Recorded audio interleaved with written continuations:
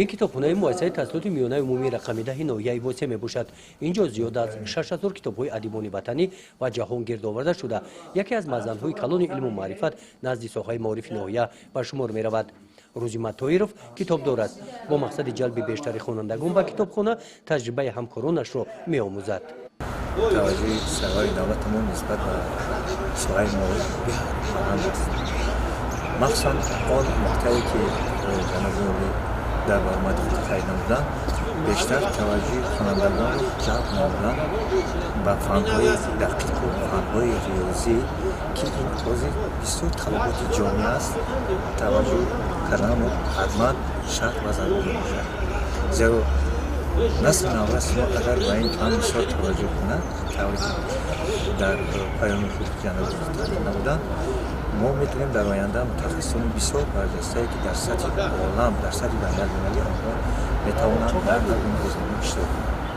و دیگر مسئله که من بیشتر توجه ما به خود جلب کرد من همچون کتابدار مؤسسه تعلیمی میانه عمومی رقم 10 کتابخانه فعالیت میکنم.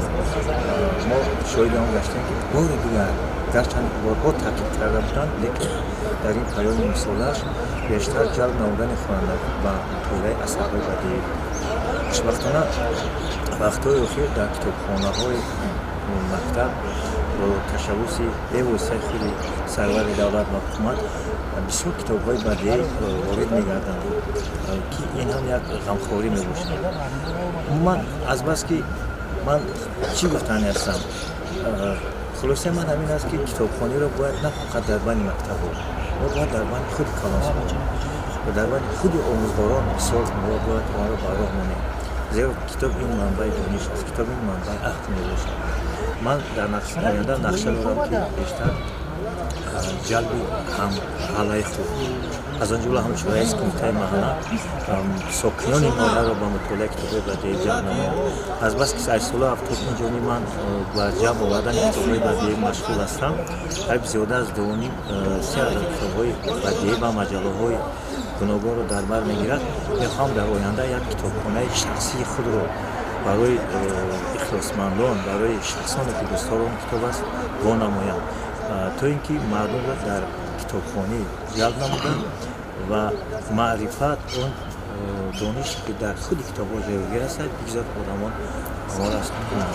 عموما من از پیام امروزه بسیار هم خرسند زیرا باز تکرار میکنم که نگاه سرور دولت و نسل دولت بسیار در برابر شدن مکتب‌های نو و آموزش آنها بسیار توجه خاصه دارد.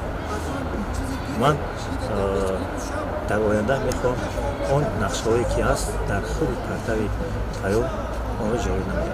جهت در عمل تطبیق نمودن دستور سپارش‌های پرزیدنت جمهوری تاجیکستان که در پیام سالانه اشان برای رشد ساحه معارف و بهتر نمودن سطح صفت تعلیم مسئله گذاری نمودند.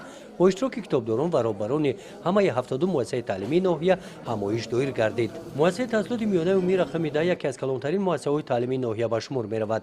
1722 نفر خوانندگان را به تحصیل فرا گرفته است. در مؤسسه مشغولیت‌ها با اصول فعال تعلیم دایر می‌گردند. همین است که تجربه پیشقدم این مکتب مورد آموزش دیگر مکتب‌ها قرار گرفته است. گزارش خوجا نظریف خدای نظر ظهوروف از ناحیه وسه برای برنامه اطلاعاتی نوید.